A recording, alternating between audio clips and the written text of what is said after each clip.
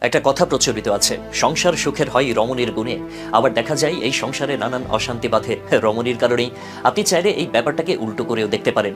যাই হোক, আমরা আলোচনা করব বিবাহিত জীবন নিয়ে। এই ভিডিওতে আপনাদেরকে কিছু ভুল ধরিয়ে দেব, যেগুলো থেকে আপনি বিরত থাকলে অবশ্যই সুখে থাকতে পারবেন।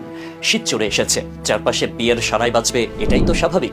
কিন্তু বিবাহের সুখের সারাই শোনার পর কেন জানি আমরা এটা বেশি দিন ধরে রাখতে পারি না। কিছুদিন পরেই শুরু হয় বিরহের সারাই। আপনি চাইলেই এই বিরহ থেকে নিজেকে আড়াল করতে পারবেন। চলুন জেনে নেওয়া যাক বিবাহিত জীবনে সুখে থাকার সহজ কিছু কৌশল সম্পর্কে।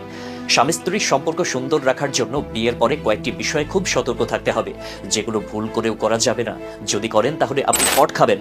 দয়া করে অতিরিক্ত পজিটিভ বা নেগেটিভ হতে যাবেন না। অর্থাৎ বিয়ের পরে সঙ্গীর ব্যাপারে খুব বেশি পজিটিভ বা নেগেটিভ হওয়া যাবে না। তার কাজে বাধাও দেওয়া যাবে না। যদি দেন তাহলে সম্পর্কে দূরত্ব তৈরি হতে পারে। একে অপরের প্রতি বিশ্বাস রাখতে হবে এবং আপনার সঙ্গীকে স্বাধীনভাবে চলাফেরা করার সুযোগ দিতে হবে। এতে দাম্পত্য জীবনে সুখ খুঁজে পাবেন। কিন্তু আমরা শুরুতে নানান নিয়ম একে অপরকে চাপিয়ে দেই, তাতেই শুরু হয় তিক্ততা। আপনার নায়ক বা নায়িকাকে অন্যের সাথে তুলনা করবেন না।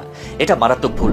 এই ভুলটা নারীদের ভেতরে বেশি দেখা যায়। কিছু হলেই তারা জামাইকে শুনিয়ে দেয়, আমার জন্য বাড়িওয়ালা ছেলে এসেছিল, তোমার সৌভাগ্য যে তোমার মতো ভাড়াটিয়ার সাথে আমি বিয়েতে বসেছি। এরকম আরো অনেক কথাই বলতে শোনা যায়। কিন্তু এমনটা করলে সুখ দরজা জানালা বন্ধ করেও আটকাতে পারবেন না। সঙ্গীকে নিজের মা, বোন অথবা বাবা, ভাইয়ের সাথে ভুলেও তুলনা করতে যাবেন না। এতে অপরজন মনে খুব আঘাত পান, ব্যথিত হন, সেই সঙ্গে হীনমন্যতায় ভোগেন। তাতে আপনাদের সম্পর্ক ধীরে ধীরে বিষাদ হয়ে যাবে।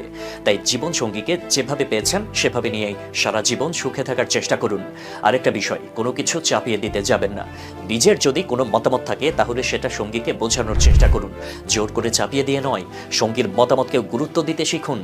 যদি তিনি আপনার কথা না শোনেন তাহলে তাকে আরো ভালোভাবে বোঝানোর চেষ্টা করুন। দুজনের চিন্তা ভাবনাতে মিল আনার চেষ্টা করুন। এতে আপনাদের সম্পর্ক খুব ভালো হবে। বিয়ের পর অনেক ক্ষেত্রে দেখা যায় স্বামী স্ত্রীরা একে অপরের পরিবারের সদস্যদের সঙ্গে তুলনা করেন। অশান্তি হলে পরিবারের সদস্যদের প্রসঙ্গ টেনে এনে দু চার কথা শুনিয়ে দেন। এটি খুবই ছোট লোকই একটা ব্যাপার।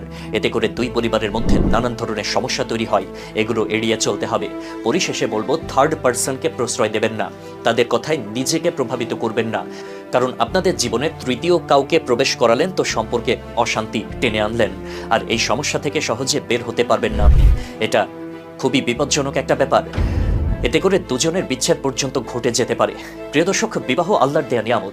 দয়া করে এই নিয়ামতকে অবহেলা করবেন না।